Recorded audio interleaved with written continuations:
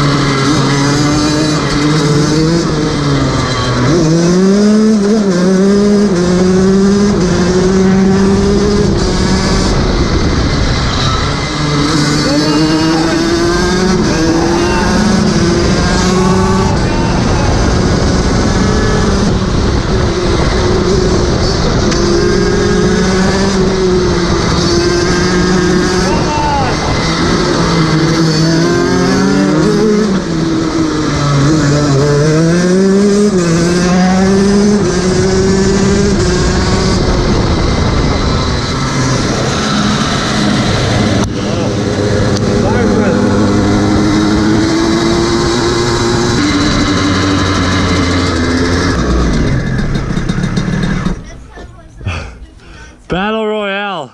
That was really fun. That was good. I was a little all over the place. Yeah, but so was I, but you did good. I like how you took me on that hairpin. That was a ballsy move. I thought I had it because you missed that shift right before the corner, so I got on you and I took the opportunity. Well, that was a sick first round. Karts ran awesome. Cool them down, check the tire pressures, run again. That's what we're all about. What's going on, everybody, and welcome back to the Cleetus McFarland YouTube channel. Well, you already got an introduction, but I hate these types of videos, so I wanted to throw in some action in the beginning. I hope you enjoyed the shifter karting. By reading the title, you already know the primary subject of today's video, which is about Leroy and myself trying to run a 7-second pass. If you didn't already see, we ran an 8:48 at 163 miles an hour.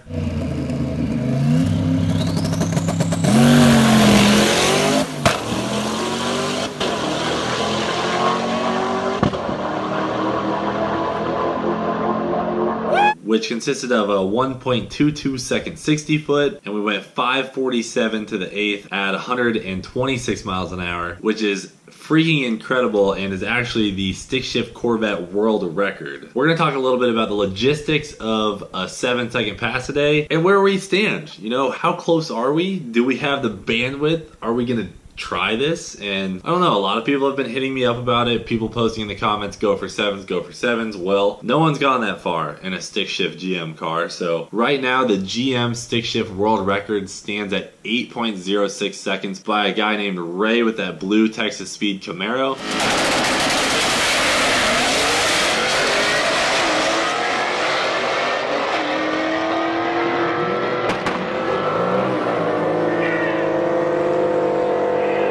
Car freaking hauls, and he is on a mission for sevens as well. But just keep in mind, the world's fastest stick shift GM hasn't even gotten in the sevens yet. So guys, this is insane. We're in uncharted territory, and yeah, it's definitely not easy. But I think there are some pros and cons to trying. I think it would be freaking amazing if we actually managed to hit a 7-second pass in Leroy. So I guess I'll start off by getting into, I guess, where we're at with Leroy and how much further he can go. If you were to ask someone who knew what parts were on Leroy, they would probably say no, there's no way he can go faster than an 8.4. And it doesn't make sense that we would go faster than an 8.4. In fact, a lot of people have doubted it, and even the guys who have built some of the parts on Leroy are like, holy crap, like the fact that you actually went that deep into the 8s it's crazy. As a lot of you guys know, Leroy was a base model Corvette. He still actually has the stock 2001 base model rear axles. Literally the ones that were built on the car in 2001. The stock base model axles are still in that car with a 122 60 foot. Pretty ridiculous. So I'm not so much worried about the axles as we carry extras in the trailer, but what I'm more worried about is the actual transmission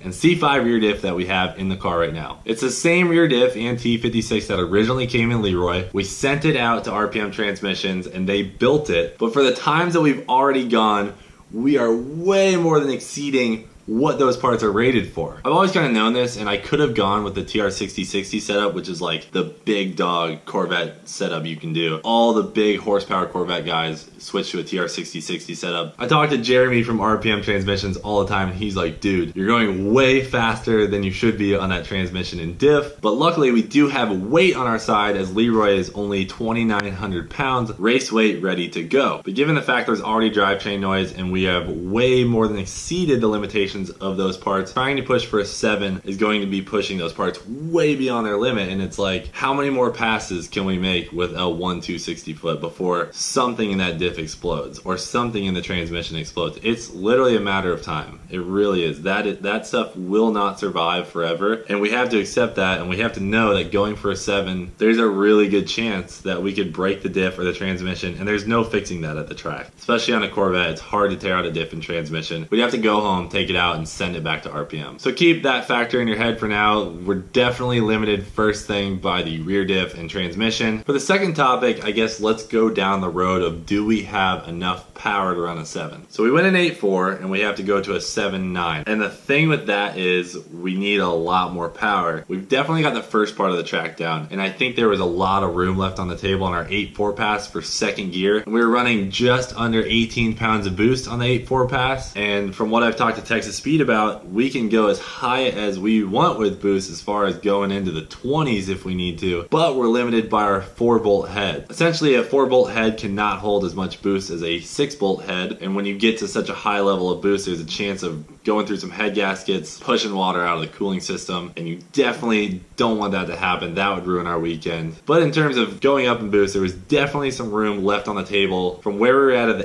8.4 and where we are going to need to go to run a 7. Don't worry as much about power for now. We've got plenty of fuel pump. I think we have enough injector with the 1650cc fuel injector clinic injectors, and we've got those 2 magnet fuel pumps back there, so I think we'll have plenty of fuel pressure, at least to max out these injectors, and we'll go from there. So power wise, probably not going to be an issue, but we also don't know what kind of territory we're getting into as far as mile an hour. I've gone about 165 in Leroy, but when we're getting up into those freaking speeds, I mean, the aerodynamics, I can feel.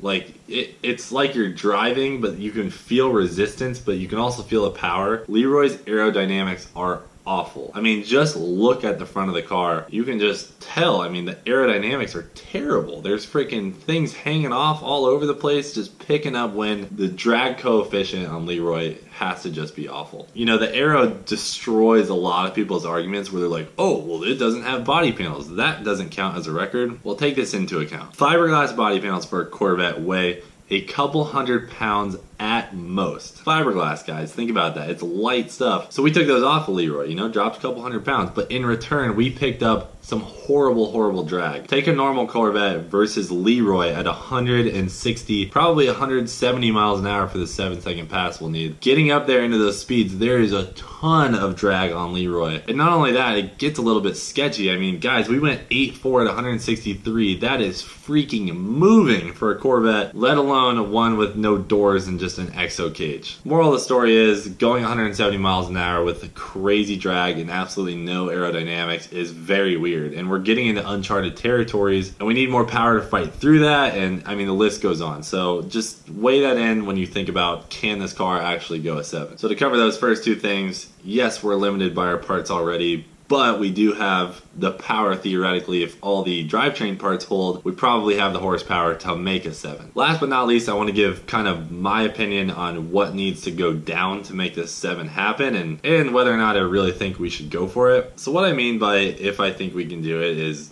do I believe that like we're that close to running 7? I think we're really close. I'm just keeping in mind that there's a really good chance that we could break the drivetrain when we go for this pass, but at the same time, I think if it holds just once, enough to get a 122 60 foot out of it one more time, and then I do my job as far as getting a clean shift in the second, and then do my job in third and fourth, of course, and get some clean shifts, and we have the power there in the Holly, which we can take care of with a couple of buttons. I think it can be done. And it just has to take one freaking pass. But think about how many variables there are. There's me releasing the clutch at just the right amount to get that monster clutch to hook up and take the car off the line for a good 60 foot. Then I have to shift perfectly 3 times to get us into 4th gear and through the traps. The tires have to hook up, the car has to go dead straight, the engine has to make the power. I mean, it's like there's so many little things, and just one of them has to go wrong for the 7-second pass to not be there and it to be a freaking 801, you know what I mean? So it's like you just have to weigh so many variables and think, this has to be the perfect pass. I mean, if I'm gonna run a 7-second pass, it has to be the